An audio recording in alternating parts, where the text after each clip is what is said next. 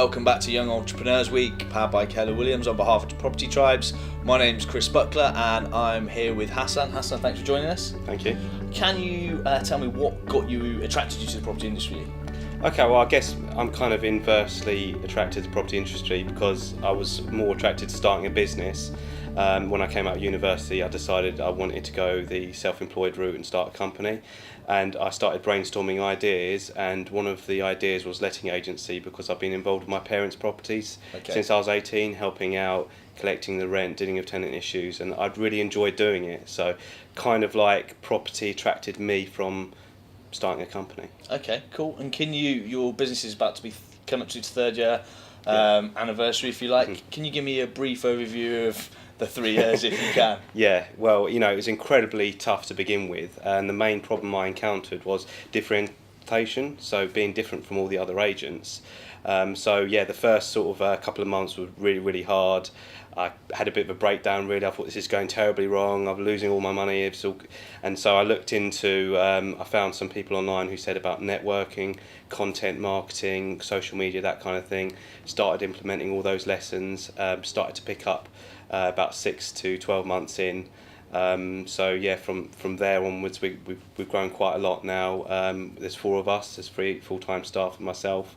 And we're managing nearly 250 units now, so it's grown quite a lot. So I've skipped over loads there, but no, that's like kind of a brief sort of.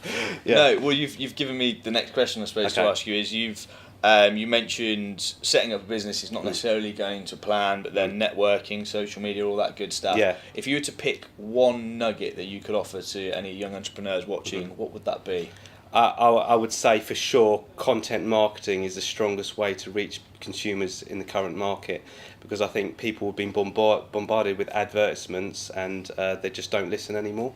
But with content marketing, you build authority, you build trust with your consumer, and it's not an instant fix, but over time, when you keep putting content out there, videos, blogs, once they trust you, then they'll give you the business. Okay. So I'd say become a marketeer. Okay, so consistency and marketeer. Okay, are there any books you've read or any websites you'd recommend there? Loads. I've really got into self-development books probably about 3 months after starting my business.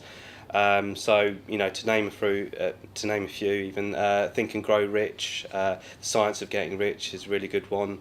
10X, all of Grant Cardone's books, I've read all of those, I really follow those. I was really, really strong on the E-Myth, revisited, and I was all systemising my business, everything like that. And I think one of the mistakes I made that other people can learn from is you can systemise your business, you can automate as much as possible, but it won't work unless you have the right staff. Okay. And I think that is, I was kind of the opinion, well, you can automate everything, but it's really important to pick the right staff. So may not relate to everyone just starting up, but when you do get to the point of employing people, I think look at your systems and processes for employing people and making sure they've got the right experience alongside the right enthusiasm and attitude. I think they all fit together. Okay, perfect.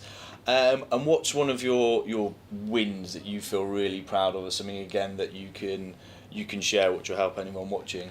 Yeah, I think probably the main win was helping an investor source, refurbish and let him manage the property. And that's one in Chatham in Kent. And for that investor, I found the property, put the offer in, smoothed over the sale, managed all the refurbishment and the builders, and now we let him manage it, and it's bringing in a 10% net yield. So I'm really, really happy about that. So to pick one thing, I'm probably quite proud of that. Okay, perfect.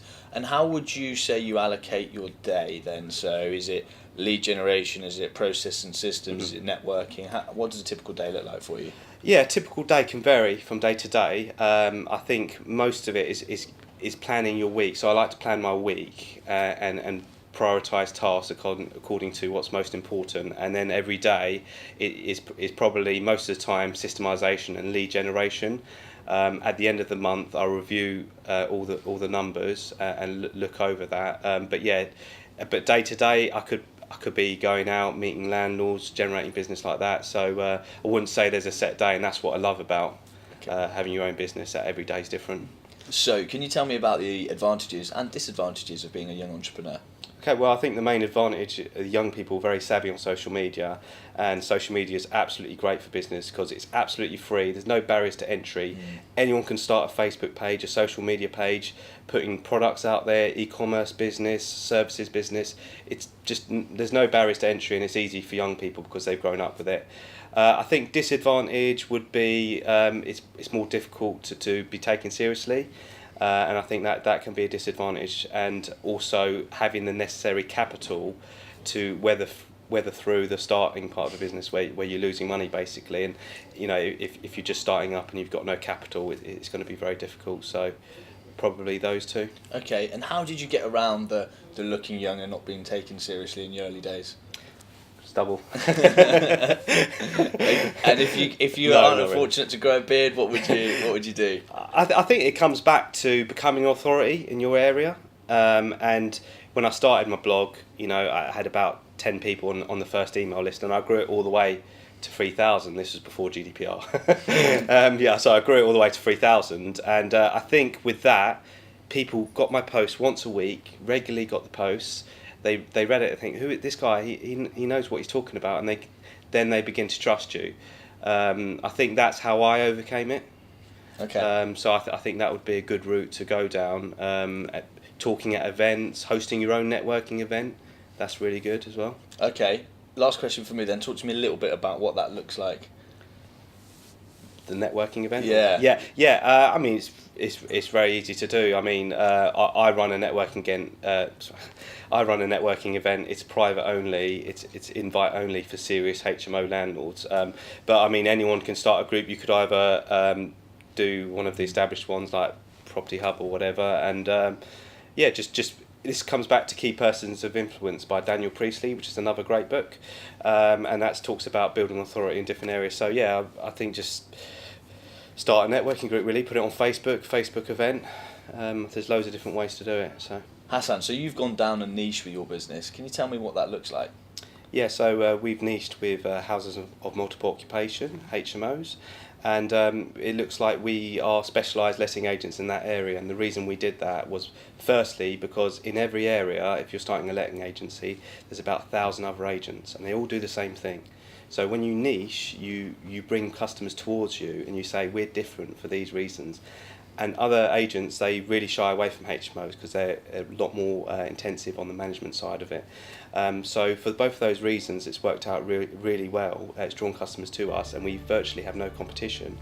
So I'd highly recommend niching in any sort of business, especially in the internet age. Because a lot of people search niches. You don't walk down the high street and go to the local shop anymore. I mean, some people do, but it's very rare. Okay, perfect. Well, Hasan, thanks so much for joining us. Stay tuned for our next episode where we'll offer more top tips to young entrepreneurs.